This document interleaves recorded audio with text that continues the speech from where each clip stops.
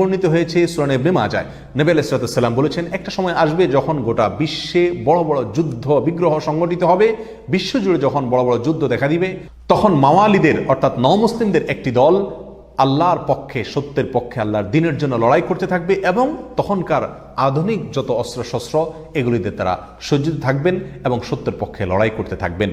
তাহলে চরম সংকটময় পরিস্থিতিতে আল্লাহ সুবহানাহু ওয়া তাআলার একটা বিশেষ সাহায্য এবং অনুগ্রহ আমরা দেখতে পাচ্ছি, আর সেটা অবতীর্ণ হবে, সেটা নাজিল হবে এই সিরিয়ার দামেস্ক নামক শহরে।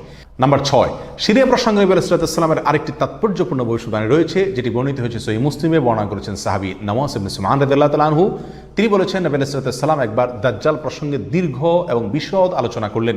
একটা পর্যায়ে এসে তিনি বললেন, কিয়ামতের পূর্বে আল্লাহর নবী ঈসা আলাইহিস সালাম যে আসমান থেকে অবতরণ করবেন পৃথিবীতে, তিনি অবতরণ করবেন মূলত সিরিয়ার দামেস্ক নামক শহরের, বর্তমান যে রাজধানী সেই দামেস্ক শহরের পূর্ব অঞ্চলের একটি উঁচু এবং সাদা মিনারায় তিনি অবতরণ করে দুনিয়াতে আসবেন।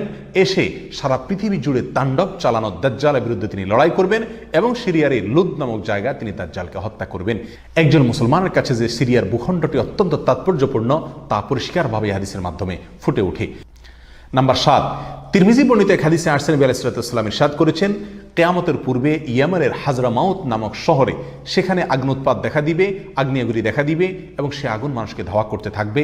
সেই পরিস্থিতি আসলে কিয়ামতের ঠিক পূর্ব মুহূর্তে আমরা কি করব, এই প্রসঙ্গে সাহাবায়ে কেরাম নবী আলাইহিস সালামের কাছে দিক নির্দেশনা চাইলে তিনি বললেন, আলাইকুম বিশাম, তোমরা শাম বা সিরিয়ায় গিয়ে আশ্রয় নিবে। অন্য এক হাদিসে আসছে, নবী আলাইহিস সালাম বলেছেন, একটা সময় আসবে যখন 3টা জায়গায় একসঙ্গে যুদ্ধ চলবে, সিরিয়ায় এবং ইয়েমেনে এবং ইরাকে।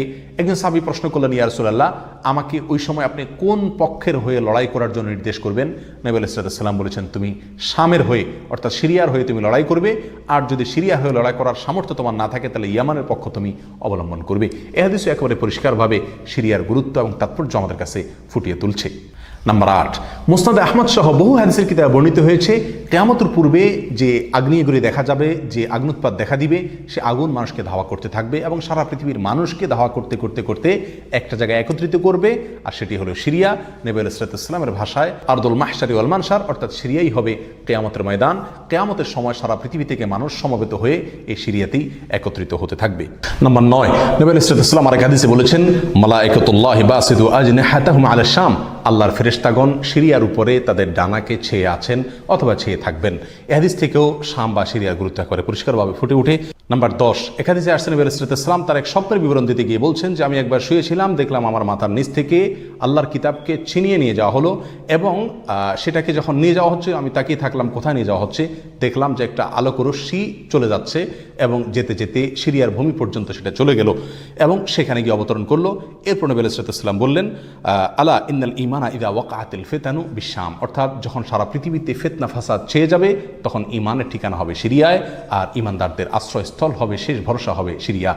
সম্মানিত ভাই বন্ধুগণ, এই হাদিসগুলো থেকে পরিষ্কারভাবে ফুটে উঠলো যে মক্কা মদিনার চাইতেও ঘটনা বহুল হবে কিয়ামতের পূর্ব মুহূর্তে শাম বা সিরিয়া নামক। আচমকা হামলা শুরুর মাত্র 12 দিনের মাথায় দেশ ছেড়ে পালাতে বাধ্য হলেন বাশার আল আসাদ।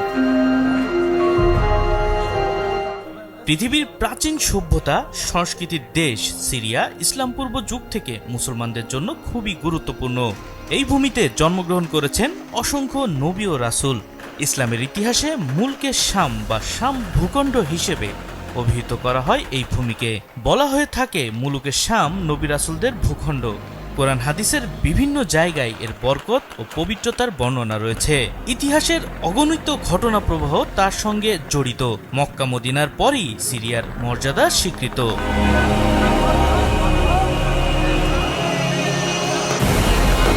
ভৌগোলিকভাবে আগের শাম অঞ্চল বর্তমানে কয়েকটি রাষ্ট্রে বিস্তৃত রয়েছে।